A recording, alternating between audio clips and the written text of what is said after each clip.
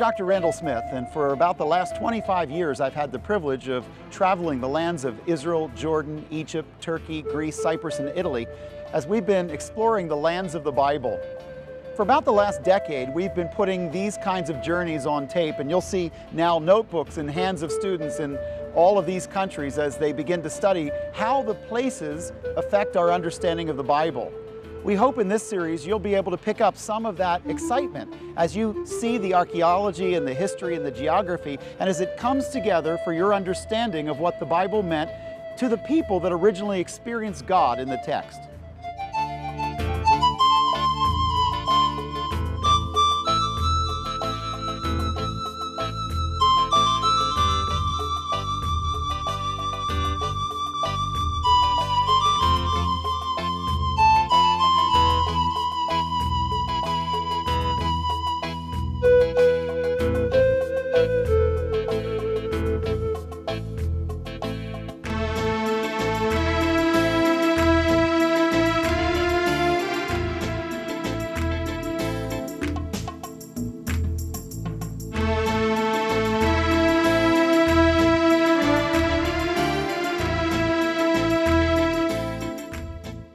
Welcome back to our series on exploring the lands of the Bible. Today we're going to the northern part of the country, the part of the country of the Golan Heights, that disputed territory that Syria and Israel has fought over for a generation. We're looking at lush and green cities like Tel Dan, the ancient Dan of the Bible, where the calf was set up by Jeroboam the first. We're also looking at the beautiful beginnings of one of the four sources of the Jordan River. A lot of Israel is actually brown and dry, and so when we get up to the north part of the country, we see this beautiful forest, and we spend time together looking at some of the ways that God revealed himself in a very unusual place. We're going to be talking about the revealed truth of a God who was largely unknown and confusing to many of the people of the ancient world as we look clearly exploring the lands of the Bible.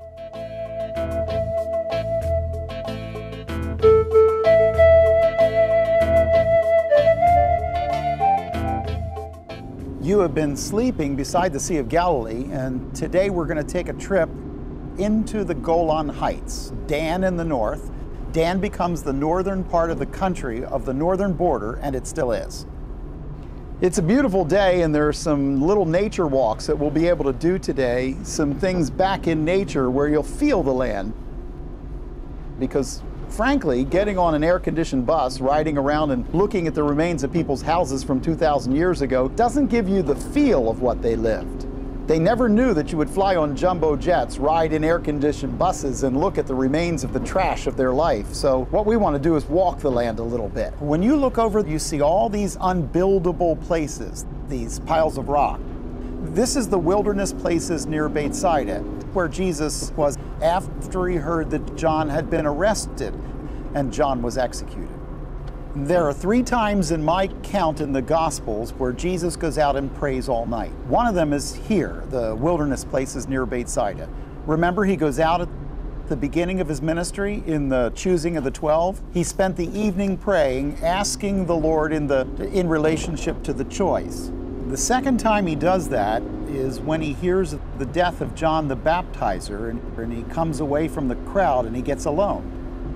The third time is just before he does this very strange healing in 2 stages, where he heals a man's eyes, but the man doesn't see people as people. He sees them as trees, and then he heals them in a second stage. This is a good view of where the Jordan River comes down into the Sea of Galilee, and you can see the cleavage there. The question was, back in the time of the conquest, 2.5 tribes stayed east of the Jordan. Is that this area? This area was part of it, and it was called Bashan. Bashan is what we would call today Golan. Now, for our purposes, we see that Bashan is actually an area that has a lot of natural water. Amos will make the comment, the women of Judah are like the cows of Bashan, which is a great way to get kicked out of your church. But what he was really doing, comments like these in a sermon would just, you'll never recover. Some guys will just resign in disgrace. But the point is, he was trying to say that they are the best fed cows in the country, meaning they're living in a life of luxury. This area up here was called part of the eastern tribe set. So you'll have, for instance, 2.5 tribes will remain on the east side. The rest of the remaining tribes will be on the west side of the Jordan, and the Bashan is part of what Moses in Deuteronomy 4, remember he goes all the way up into the Golan and then goes back to Mount Nebo, and Deuteronomy 34 is the transfer of the mantle of leadership from Moses over to Joshua. Here's what I want you to remember. If you take away only one impression, students, walk away with this. The story of the Bible is being more and more and more illustrated by archaeology. And if you're a biblicist, the ball's going in our direction. The more we uncover, the more we discover that what the Bible record said is verified in the sites. It doesn't mean we don't have problems. It means that this generation's questions about the Bible are answered by the next generation's archaeologists. And what happens is that archaeology was never intended to prove the Bible. It only illustrates it. The Bible's self-authenticated. You come to it believing that it's the Word of God, or you don't. And were they to come back from the dead, yet they would not believe. How do I know? Because they did and they didn't. Okay? The resurrection didn't change their mind. Why would a piece of rock? So what I want you to understand, though, is that as things are uncovered, it's becoming more and more exciting as a biblicist to be able to look at the land and find some apologetic help. Do you remember that in Judges, the way to designate the size of the land was from Dan to Beersheba, from Dan in the north to Beersheba. So Dan becomes the northern part of the country, or the northern border, and it still is. And after the kingdom splits north and south, it's from Dan to Bethel. Now what happened? Originally there was one kingdom, and the center of that kingdom was the temple at Jerusalem. The problem is, when the northern kingdom split off with Jeroboam I, and Rehoboam got the south, the northern kingdom king didn't want people going to Jerusalem to worship. So he set up border calves where he could get his people to worship at shrines on their border, but not leave their territory to go to Jerusalem. Judah and Simeon amalgamated into Judah, and the other 10 tribes amalgamated into the northern kingdom called Israel.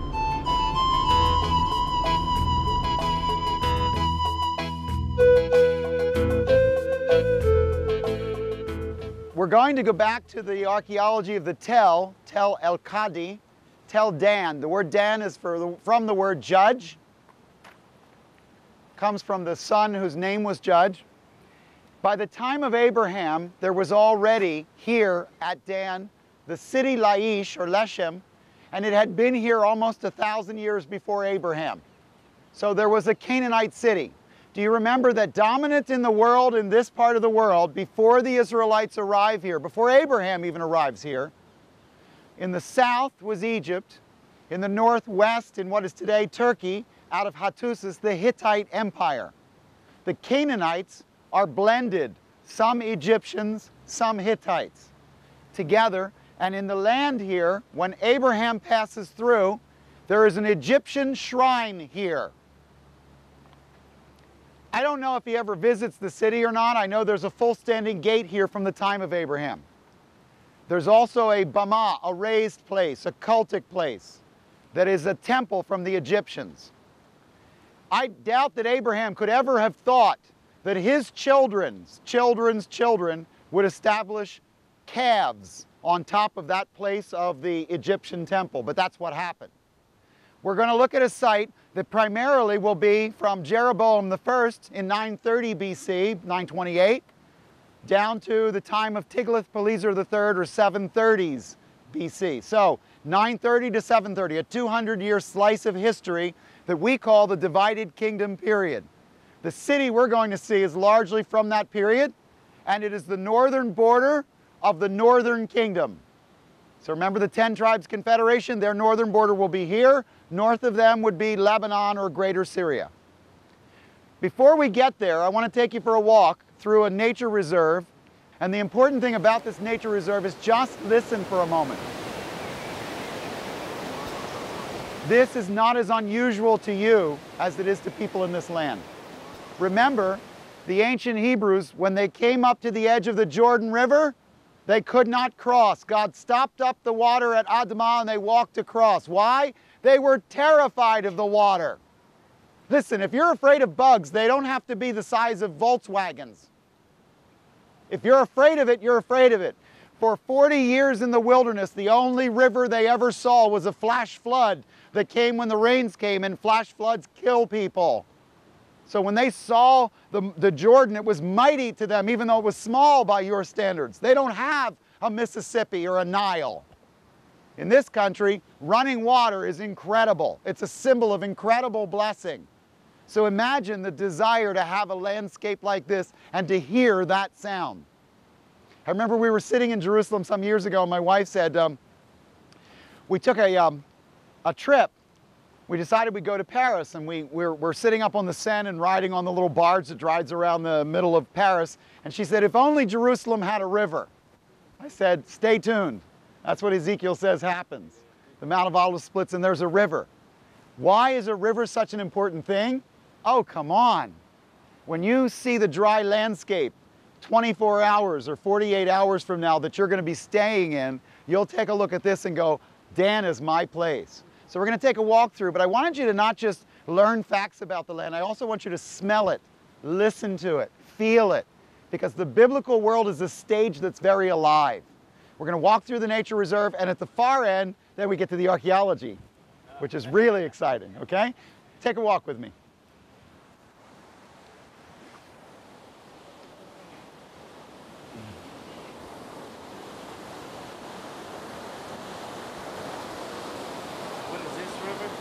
This is the Dan Spring, and there's 4 sources for the Jordan. This is one of the sources of the Jordan River.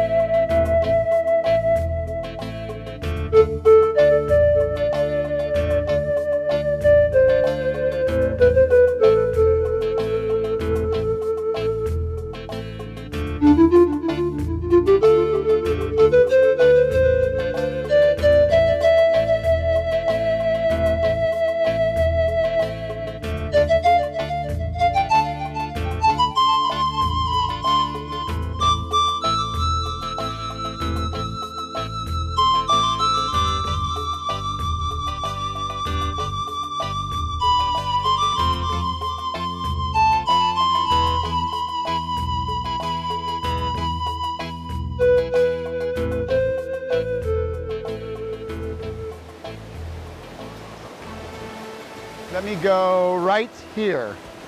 Okay, come on the bridge. They say the best place to study the law is under a fig tree.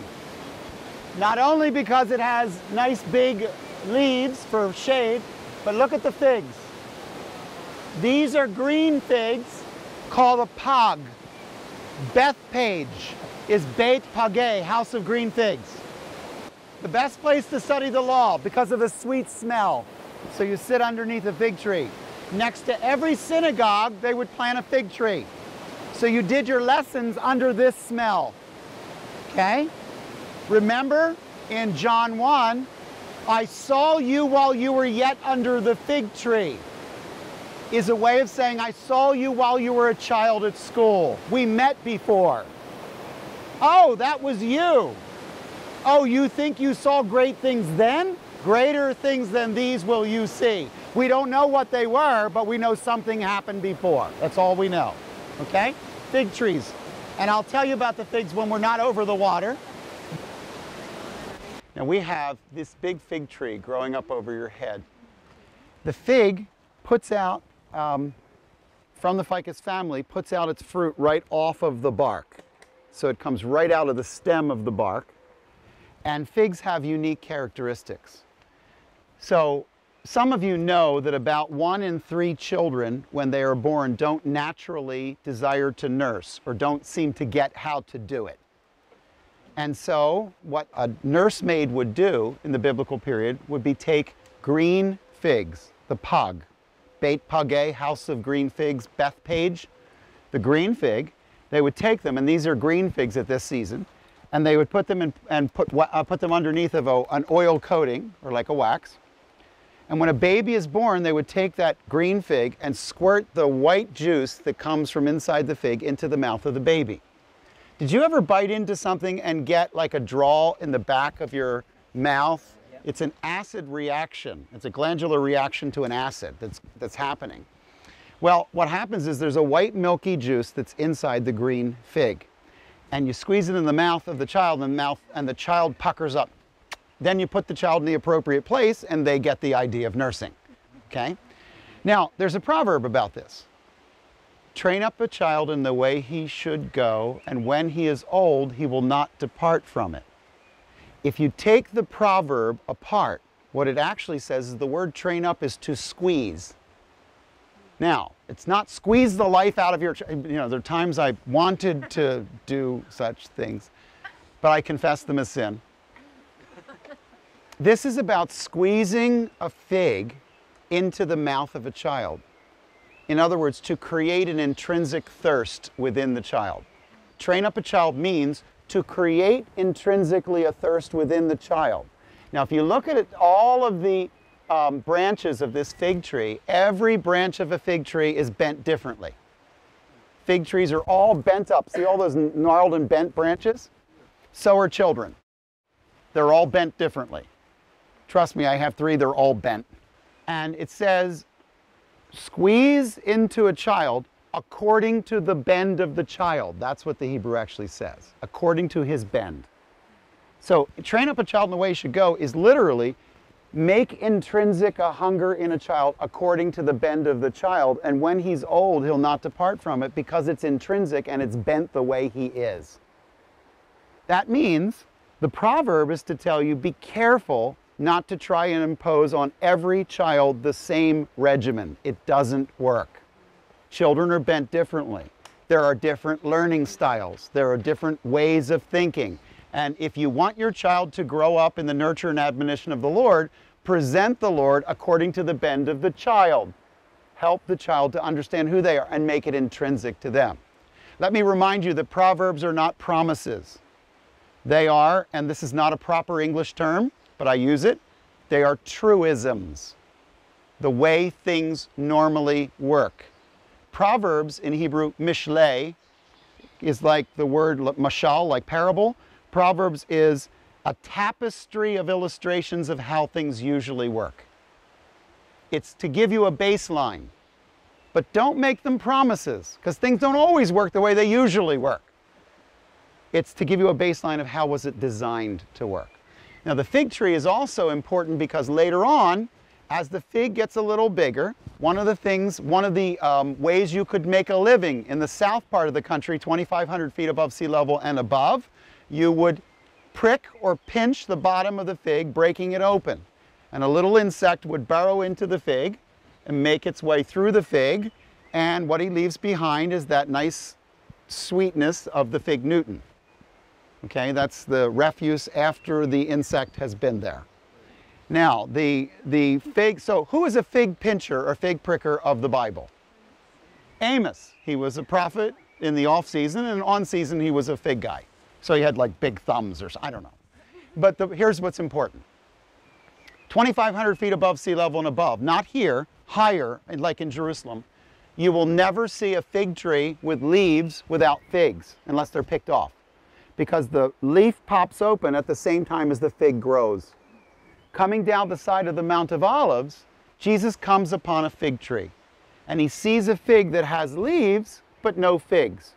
It's a strange story, and he curses the tree. Unfortunately for me, in this country, one of the only things some of my Jewish friends knew about Jesus was that he cursed trees. Because they put up signs, you know, Jesus cursed a fig tree, you know, like he walked around mad at trees or something. But the point of the story was, he's a consummate teacher. What's he doing?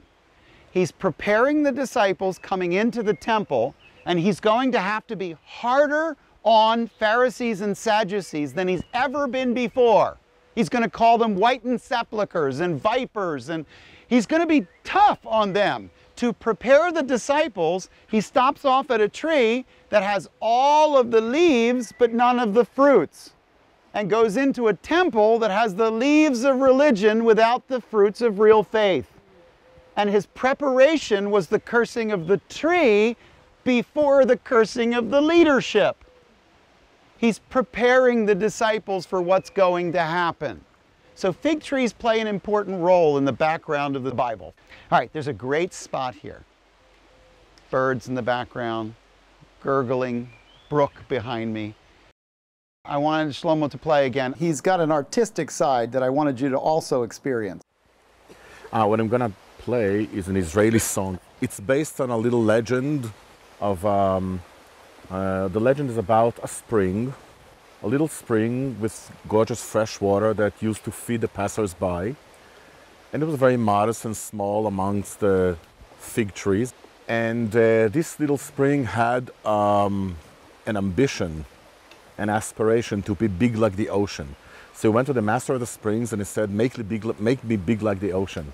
So the master of the springs answered his wish and made him big like the ocean. He made him flow down to the ocean. And once he got to the ocean, he disappeared. He got salty and could no longer serve the people who passed by.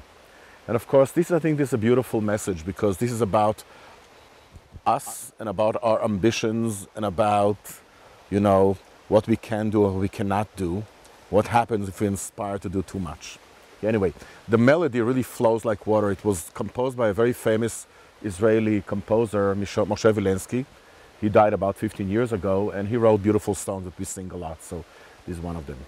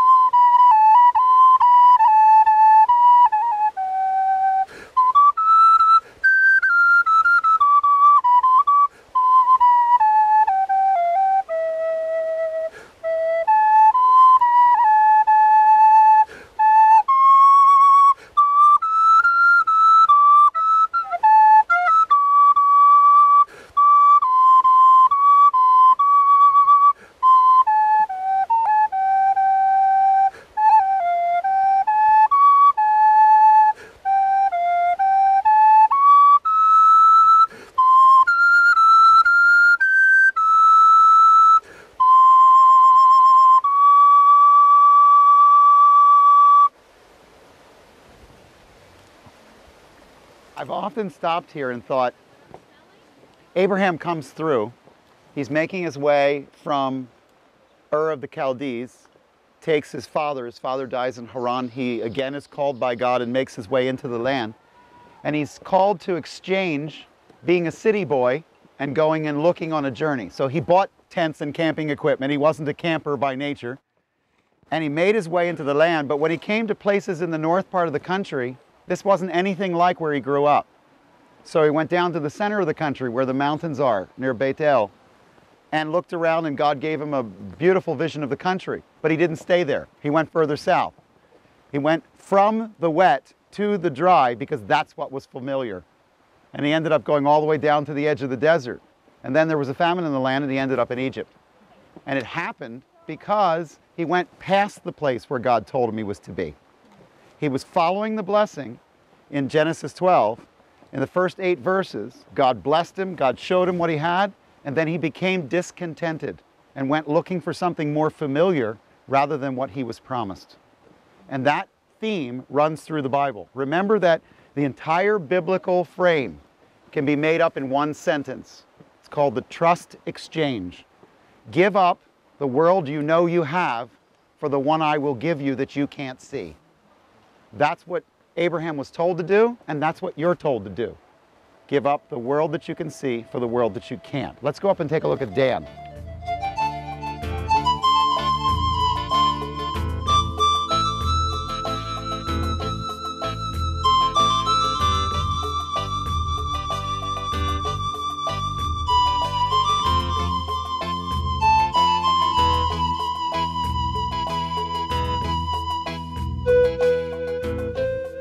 You are at letter B, as in Bama, or raised place, or Bema, platform.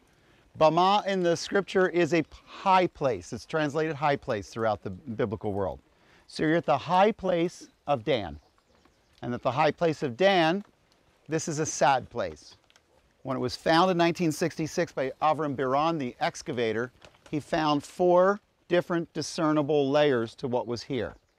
He found an altar that is down on the inside. Take away the metal, take away the nice carved stone on the outside here, and on the inside do you see a smaller altar? That's the base of it. It once stood up this high, but the base of it is right here. So 2/3 of the way here, do you see a straight ashlar stone coming towards you and a turn in it? Now some of you up there can see below that green, there's another one underneath of it that's bigger. Do you remember that in the period of the Hebrew Scriptures, measurements were done by finger widths, hand breadths, cubits? That's a cubit. But the cubit changed size partway through the period of the Old Testament. So the smaller altar was expanded to the larger cubit so that it was keeping the law. Now think about this for a minute. You're building an altar that shouldn't be built for a calf that isn't God, but you got to get the size right. One of the things that legalism does is it picks out one thing to the exclusion of other heart principles and makes it the litmus test of everything. And that's a good example of it. Now, students, what's the obvious problem with the stones on that altar? They're cut. Daniel, right. And what's the problem with that? Okay, think with me. There is not one kind of law. How many kinds of law are there? 3. Somebody tell me what the 3 types or codes of law are. Civil code, constitutional code, criminal code. Civil code of laws, declarative law comes from what books? Exodus and Numbers. It's the declaration in 10 chapters that we will follow God. 4 chapters in Exodus, 6 chapters in Numbers, the law given at Sinai. 38 years, 5 months, and 20 days later is the second code of law, standing over the promised land. And what is that code? Constitutional. So in the beginning of the journey through the Sinai, the law was civil code, how to be civil on the camping trip together for the next 40 years. 38 years, 5 months, and 20 days later, Moses gives a second law. God gave him the basis of it, but he collected different case studies of problems that happened on the journey, and then brought out the final version of constitutional code, or what makes a Jew a Jew. That is found in what book? Deuteronomy. Deutero, second. Namas, law, second law. It's not a copy of the first law. One is about civility. One is about constitutional behaviors. One tells you how to be a good citizen. The other one tells you how to be a good Jew in a kingdom. And it's more specific. They're not dissimilar because being a good citizen is included in the other, but it's more specific. The third code of law is the criminal code. People are broke. Something's wrong inside them. What book has that? Leviticus, also called Vayikra, and he called the Vayikra law or Levitical law. And the Levitical law breaks down in 3 parts how you fix the problem of the human heart and how you turn God's wrath away and abate his wrath by a system of sacrifice. No one is ever saved by the sacrifice. They're only saved by belief in it. Let me say it this way. Lots of good goats died for nothing because the guy standing next to him didn't believe. Jesus' sacrifice isn't what saves you, it's your belief in it. If you choose not to believe it, it won't help you. He died for all, but the people that don't believe in it, it doesn't help them. Still, he made it available, but you have to choose it. All right. In the declarative law or civil code of law, at the very beginning, before they ever left on the camping trip, he said, do not make altars. This is Exodus 20 to 23. That'll be the foundation of civil code. Don't make altars with cut stone.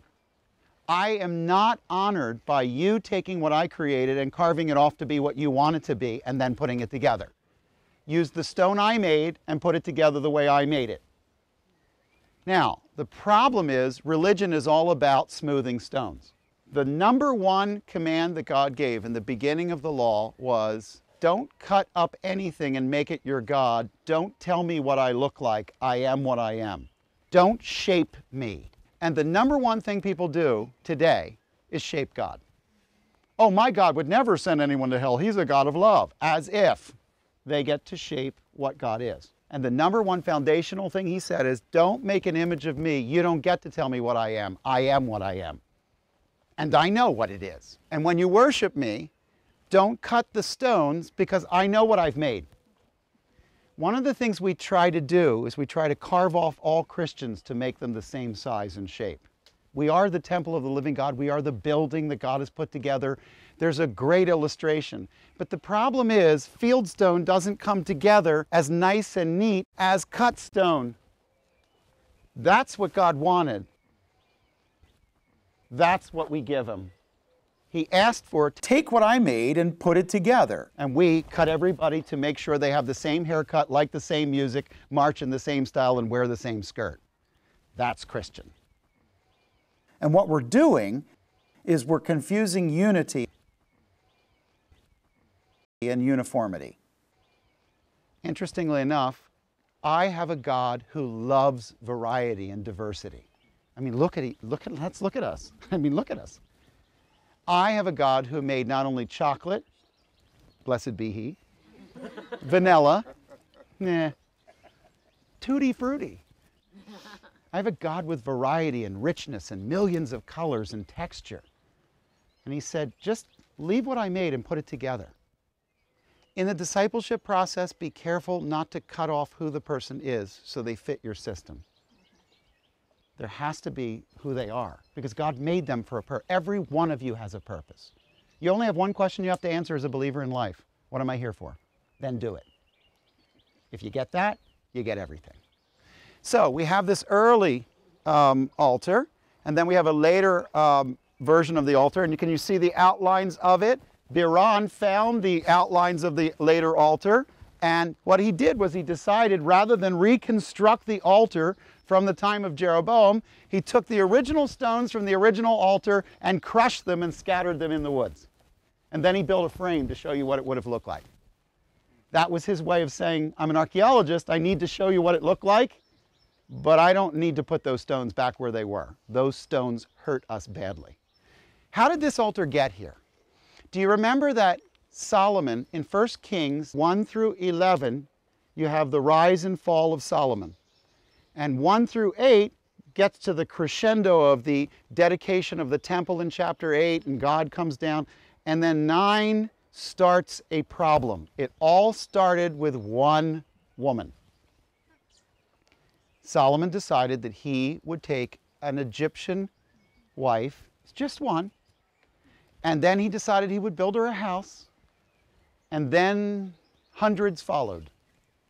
Because one compromise went to another compromise, went to another compromise, went to a larger and larger Solomonic court, went to larger and larger taxation until the people's backs were almost broken in taxes. Toward the end of his life, God did what God does when we refuse to follow God. He raised trouble in Solomon's life, not to torment him, but to bring him back. And one of the troubles was a valiant, mighty man of valor by the name of Jeroboam, who came up through the ranks, and Solomon said, this guy's good. And he wanted to entrust to him. But Solomon's heart had grown cold. And by the end, he was lascivious and silly.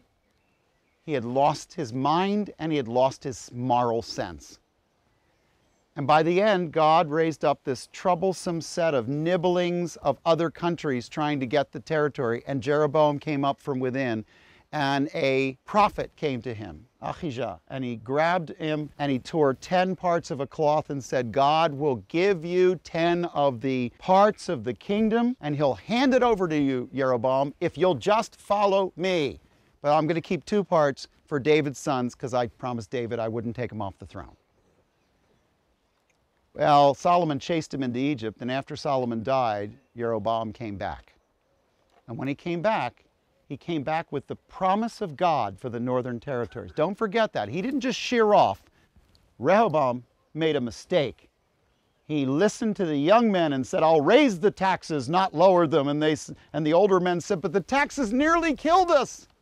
And the young men said, you think Solomon was hard, I'll be even harder. That's how they advised Rehoboam. Jeroboam took the confederation of the northern tribes, stood up before them and said, I'll lead you.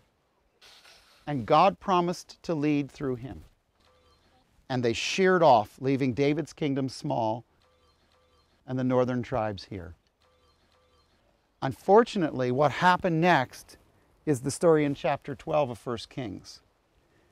Then Jeroboam built Shechem in the hill country of Ephraim and lived there. He went there and he built up Penuel. Jeroboam said in his heart, now the kingdom will return to the house of David. If this people go up to offer sacrifices in the house of the Lord at Jerusalem, then the heart of this people will return to their Lord, even to Rehoboam, king of Judah, and they will kill me and return to him, and I will be dead. So the king consulted and made 2 golden calves, and he said to them, is it too much for you to go up to Jerusalem? I think so. Behold, here are your gods, O Israel, that brought you up from the land of Egypt. And he set one at Beit El in the south part of his reign, and one at Dan, right behind me.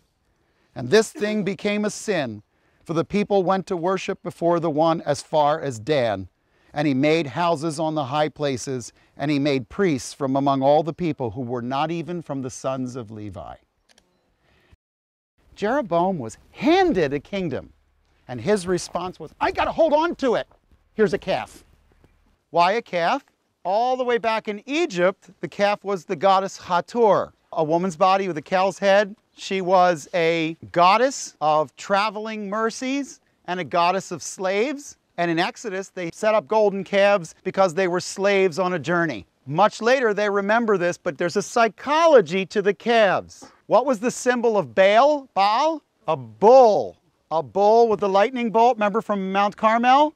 And if Baal was the father, they set up calves to sort of make themselves friendly with the people of the land. There's a psychology behind this. There's kind of an acquiescing or making kind of an agreement with the people of the world.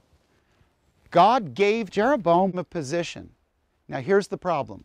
When we get afraid that we have to hang on to something, we tip our hand to our belief that we got ourselves there. Whenever we act out of fear to hold on to things that God gave us, we betray our understanding of how we got them. So what I'm here for is really a sad place. These side rooms over here would be for the preparation of things like the incense that would be used. And there is on the other side of here a deep laver because you have a washing basin. These are all things associated with the tabernacle and the temple, but you can't see the tabernacle and you can't see the temple. And unfortunately, the closest thing we can come to is a pagan altar, an altar that shouldn't be here. By the way, you're sitting on the steps of a later Greek time after between the Testaments period. This is also a pagan altar place. Cultic places are remembered. So, where the Canaanites had a shrine, the Israelites would build a high place. Later on, you'd probably find a synagogue, followed by a church, followed by a mosque, followed by a crusader church, followed by they tend to be built one on top of another. And this is a good example of it, a Greek pagan shrine built in association with an earlier Israelite shrine. Okay, I'd like to move from the Bible for a moment and go up onto the border because the next hill is Lebanon. So let's go take a look and see what the Lebanese cousins are doing.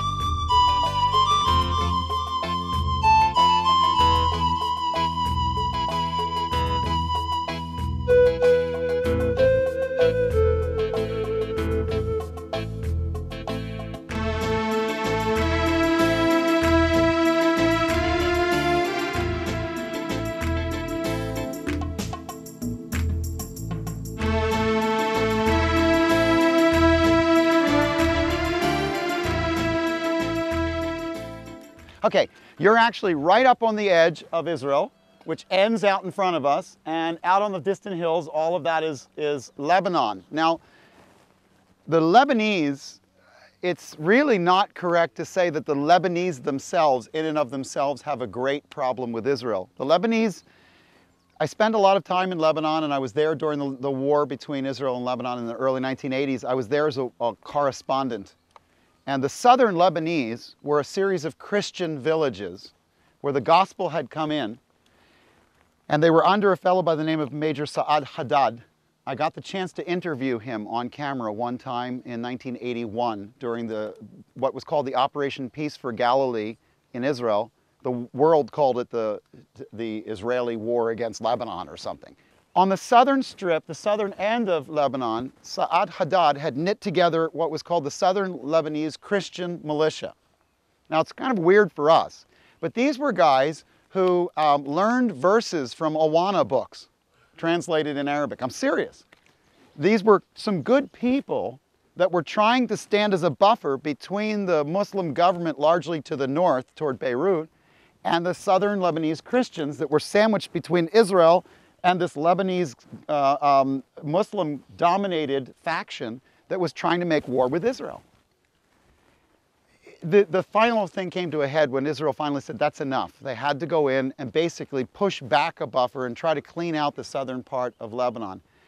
There had been wars here for many, many years. In the 1920s, there was a problem here. In the 1960s, there was a battle here, and there's still a tank sitting out there from 1964. It's underneath a tree. You might be able to see it. Because this is the actual, border. You're actually right up along the side of the border.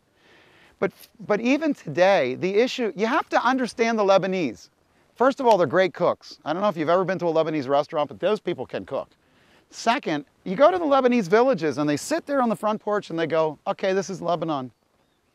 Today, the Syrians tell us what to do. Tomorrow, somebody else tells us what to do. Maybe someday we'll tell ourselves what to do.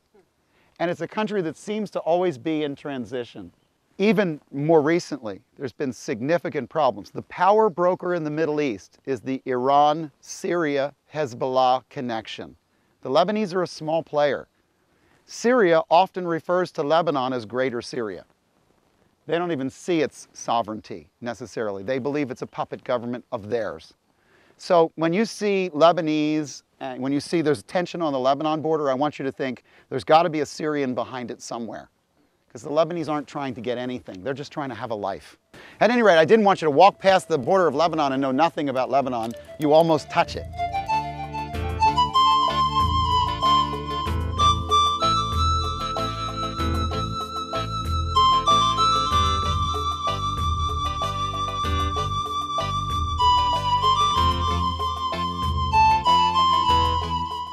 These are buttressed walls or offset inset walls that belong here from the time period of the divided kingdom, 928 down to about 730. And in that period, they're in situ, they're in their original position, and they've been uncovered recently, so they're in pretty good shape. As you look at the signs, this has been a relatively recent excavation with the helps of the national parks, telling you some verses from the Bible. So Joshua 19 will call this place Leshem or Laish. Laish or Leshem is the Canaanite name for what becomes Dan. This wasn't supposed to be the territory of Dan, but they couldn't hold theirs. So they took their red wagons and came up here and took this place. And when they took over this area, they began to build it. So expect to find a Canaanite city beneath with an Israelite city on the top, squashed by the Assyrians in about 732 as they come in and wipe out the north. The people that lived here between 900 and 700 BCE. That's what you're looking at. And you're only looking at the foundations of a house. Do you see large flat stones that look like a little tabletop area? That was actually the floor, the floor level of a house. They dug down the wall into the lower part of the house, and the uniqueness of Dan is it's one of the only areas of the country where people had basements. And they had a basement that was cool, and it's the only place in the Old Testament they had air conditioning. And the way they did it was, there's water running underneath the site. They tapped off the Dan Spring, brought aqueducts underneath and built on top of them, so that water channels would run below the house, keeping the cellar cool. They could pick up a stone, put a cup down in there, get a glass of water, and drop the stone and close it. The only filtration system of the ancients was darkness. Water that can see daylight turns green and grows things in it. So you keep it dark. Remember, in Genesis, when the women come to the well, they remove the cap. As soon as they're done, they put the cap back on, because darkness is the way you filter. That means, ladies, all the way through the biblical period, you would go together an hour after sunrise and an hour before sunset. You would go out to a water supply and get water. You would never find a woman alone in midday at a water supply like John 4. That's a rejected woman. Okay? So women always went together to get their water and together to bring it back, which is my theory as to why they all go to the bathroom together now. But that's another sociological thing. My point is only this. Dan had water beneath it, which made it unique, made it cooler, but it also made it a place that everybody in the neighborhood wanted. What you find beautiful, so does your neighbor, which meant Dan's defensive measures had to be extreme. How many of you remember Get Smart? You remember the opening with all the doors, going through and closing all the doors? We're going to go through the Get Smart at Dan. There's gate, gate, gate, gate, gate, gate, gate, gate, gate. And it's because, two things. Avram Biran was an excavator that was interested in the technology of warfare and defense, so he did a lot of digging there. And second, because Dan was a place that everybody wanted.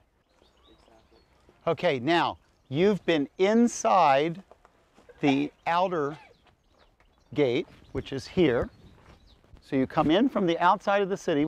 There's a little place for a judge to sit. It's a little canopy where a judge sat. And then you're coming in, and these are chambers of the outer gate. And then I come inside now. When I step through this, I'm inside the outer city, but I'm still outside the inner gate up above. Does that make sense? So there's multiple layers of doors and gates to get inside. That should tell you Dan was wanted, high in security. It should also tell you, what does Dan mean? It means judge. It's the place of the judge. And it's interesting, Jeremiah 4 said that God's judgment will come on Judah in the south by the gate of Dan. It's a play on ideas. The idea was this. The Babylonians would come from the east by way of the north in the Fertile Crescent, come down past Dan to come and get you, and the place of the former judges will be the place where judgment will come to you from. And of course it was much, much later in the 6th century. By that time Dan was already destroyed. It was just a poetic imagery. I just want you to notice, do you see where they're standing and the guy with the white hat has the base of a tree right there? That's where we were walking before. See, all this, over the years, we've walked, as Shlomo and I, over the years, have been doing this, they keep digging up, and, you know, I used to sit under that tree and talk there about how there used to be a gate here, but you couldn't see it. And we knew where the outline of it was, but we couldn't really, all you could see was just a few stones. Now they've taken away the rest and they've uncovered it. To get the sites uncovered, we'd have to remove tons and tons and tons of earth, sifting every bucket. Every gufa that you bring out of there has to be sifted. And so the arduousness of an excavation like this, you're looking at 20 years of somebody's life to excavate areas like this and to publish it and to make it live. So these are the gate structures.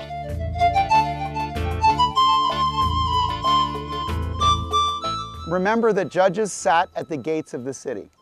And what's really exciting is to find something that's so elegant to sort of illustrate that. There are places for a platform, a raised platform here with a seat. I'm not sitting in the seat, I'm sitting at the base of the platform. But imagine there would be a seat here. These are not spittoons. They're actually foundations for a pillar with a little canopy that would be over top. And there's a nice kind of look here. You can see in the picture there. The edge of the city, the actual outer city, is there. That's the outer gate. You don't get outside the city till there. So you come in this far, and part of the judgment process is, are you allowed to be in our city? Are you appropriate? So it's like customs, we're checking you. Now, you came through this, and then you went through wall, chamber, wall, chamber, wall, Then you had a long walk. Then you had another wall, chamber, wall, chamber, wall. Then you had another walk, and then you had 2 more chambers to go through. So this was almost like when you get off the flight and you have those long walks, and then there's passport control. That's what this is. This is the ancient version. But it's more elegant than you see in any other city of the Bible that's been uncovered to date. And the reason is, look at the beauty of the area. What you like, everybody else likes, and they'd like to take yours. And so what you're looking at is the divided kingdom period and the way in which, from the time of the United Kingdom and Saul and David and Solomon, there's a city here. But under the divided kingdom, they realize that it's going to be necessary to protect, protect, protect. Let me say it this way. These gates are the opposite of the aqueducts you saw in Caesarea. An aqueduct says, Rome rules the world. Don't worry, your next door neighbor can't do anything to knock down your water supply because the people in the Senate of Rome will send their army and squash your neighbor like a bug. In the period of the divided kingdom, much earlier, they didn't have that luxury. Every state, every city was its own state and always was threatened by some neighbor over the hill. And you have to remember that through most of human history, people didn't go very far. They didn't get on jet planes and go see people of other cultures. They didn't go on the internet and read the newspaper from around the world. They knew what was happening in their village. When Tiglath-Pileser III got here in the 730s, he could be sacking one city, and the city down the way knows they're going to get it. But what can they do? There's nowhere to go. That's where their children were raised. So you put together your fortifications as best you can and hope you can make it. And that's really the story of the way God slowly and carefully disassembled the northern kingdom in the eyes of Judah, and still they would not give up. Still they would not turn their hearts to God. So you have to understand, God felt He gave significant warning. Here, the only reason we have this, by the way, is although Tiglath-Pileser III took the city of Dan, in the city lists of the Assyrians, Dan is not mentioned as having been taken. It appears as though he dismantled some of the defenses but left the city here. And as a result of the Assyrians not totally decimating the city, we're able to put back into this condition some of the early city. You're walking on the actual streets from the people of the divided kingdom period. All they've been is uncovered recently. And it's been only a few years, so there haven't been as many tourists, and it hasn't been so long, and so this is still new and fresh. You notice that they use field stone on the walls, but over there's cut stones. And what they would do is use the field stones in some parts and then use ashlar or cut blocks because they were more stable and strong to build the actual gate structures. We're going to walk outside to the outer bazaars. These were found a few years ago, and this would be all the special price for you, only $1, come on, these postcards, Kodak film, you know, it's all going on just outside the city. This is where it's all happening.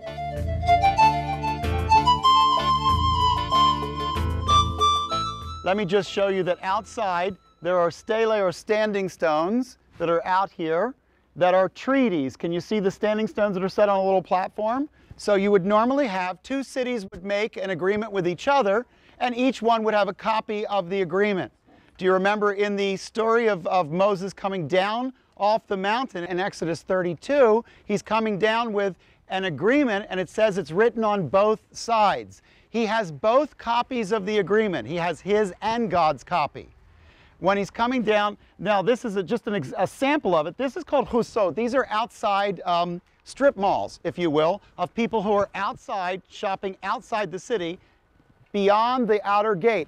I'd like to take those of you who are the goats among us back for a quick look at a much earlier gate, a gate from the Canaanite period, and it gives us a gate from the time, roughly of the time of Abraham, a Bronze Age, early Bronze Gate, okay? I'm going to take those of you who want to go with me on that path.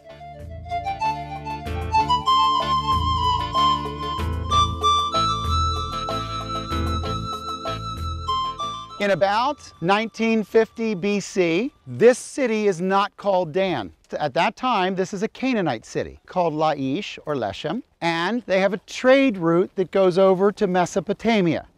So this gate faces over toward the Dove Mountain and the pass that goes up over to Syria and eventually over to Iraq and the Tigris and Euphrates. About the time this gate was built was the time of the domestication of the camel. Why is that important? Well, because all of a sudden the world opened up. It's like they found Google. So the camel made it possible to make longer distances, heavier runs. A camel can carry a couple of thousand pounds. I mean, it's a pretty durable animal. So this trade route opens up, and the Canaanites build a city called Laish or Leshem. When they built here, they built with a 3-arch gate system. The actual mud brick of the arches, the 2 colors on the side, have fill inside of them. What happened is, rather than destroy this gate, much later, at the time of the divided kingdom, the Israelites, having conquered the Canaanites, decided to expand the city out this way. Rather than destroy what had been built before, they filled up the fill that's inside. And they covered it over and continued the city out here. And so when you uncover it, what you get is the 3-arch chambered gate. The fill you should take out, but if you do, the gate will fall, so we don't want you to. Just take it out in your mind. The little wood things you should take out, but if you do, the whole thing will fall, and we don't want you to. And this more smooth area is an area that's been reconstructed by the archaeologists to save the face of it that was deteriorating when the rains would come down against the gate. The problem with archaeology is it's a destructive science. Everything's preserved until you open it up. Then it starts deteriorating, right? So they put a canopy on it. So imagine a roadway coming up, 3 chambers of a gate, and you're going into Laish or Leshem from here. This is one of the only places in the whole world I can touch Abraham's life. Now imagine for the people that live here, sons of Abraham through Isaac through Jacob, to whom God has bequeathed the land in perpetuity forever. And where was that promise given? Genesis 17, Genesis 12, 15, and 17, and it's given to Abraham. And it's because of the promise of God. And you remember that it went from Abraham through Isaac, and in Genesis 23, and later in Genesis 26, it wasn't to Ishmael, it was to a specific group of people. He said, I bequeath this land, I give it to them forever. But there's a catch. They only get to live in the land if they follow me. Domicile was questionable, title was not. You have to understand when we talk about all these wars and everything, that the big frame I want you to take away from this is there are a lot of people that think we're fighting over political ideology. I do not. I believe what we're fighting over is whose God is God. If the God of Abraham, Isaac, and Jacob is the God of the universe, then He has given this to a people and it is their land. And it's really not up to whether they're good people, bad people. That's not the issue. The issue is it is their land. Abraham was asleep when God made the covenant. He didn't make it because Abraham did anything for it. He was asleep. It was a 2-sided covenant made by one party. But the party happened to be the creator of heaven and earth. Now, the point is that when we politicize it, when we take it down and say it's all just politics, you must remember that for my Muslim friends, they have a teaching that simply says, wherever Islam comes and takes over and where our feet is, our feet will never be dislodged by another. So if the Quran is correct, then Israel cannot survive. And if the Bible is correct, then Israel will survive. And whose God is God? And that's what this fight is about. That's underneath of it. Obviously, there are political realities and there are other things, but what's underneath of it, I think, is much more important. Standing in front of a gate that Abraham would have seen is a fun thing, but it's also a reminder that this land is a land of promise that God gave to Abraham. Now, don't forget why. Because Abraham believed God. You want to change everything about everything? Just remember this. You can believe God and change the world for generations behind you. Can I just also remind you?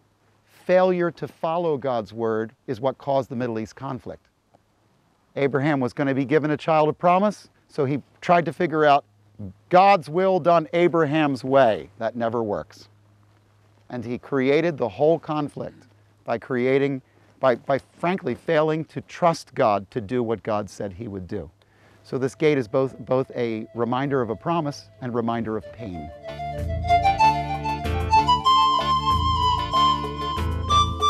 Well, we've had a lot of fun taking our student groups and exploring the ancient Tel Dan, where you can see the place where the golden calf was set up.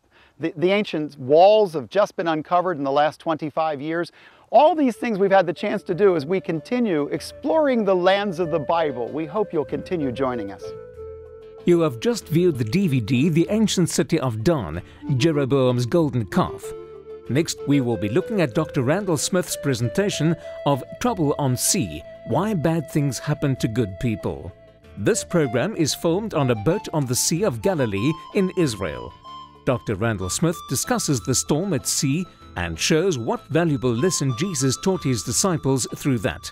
This is indeed a program not to be missed.